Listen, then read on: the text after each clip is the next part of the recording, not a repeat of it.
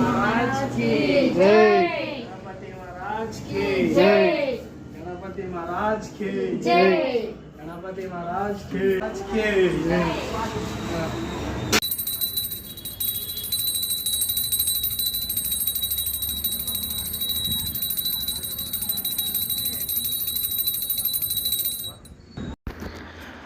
ఎప్పుడు ప్రతి సంవత్సరం ఒక రోజు ఉండే గణప ఈసారి 5 రోజులైతే మా ఇంట్లో ఉన్నాడు ఇన్ ద సెన్స్ గణప ఉండాలనుకున్నాడు. సో ఈసారి చాలా ఆనందం అయితే అయ్యిందనమాట.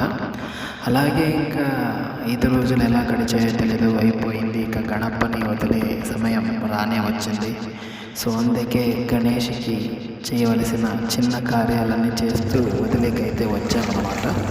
ఎప్పుడైతే నిమజ్జనానికి వచ్చి నిమజ్జనం అయితే చేసామో ఆనందంగా చేశాను, కానీ ఒక్కసారి చేశాక ఏదో ఒక ఫీలింగ్ అనమాట, తెలియకుండా ఒక చిన్న బాధ అయితే కలిగింది. మరి ఇలా ఇంకొకసారి విట్నెస్ చేయాలంటే ఇంకొక సంవత్సరం ఆగాల అని బాధేసింది అనమాట.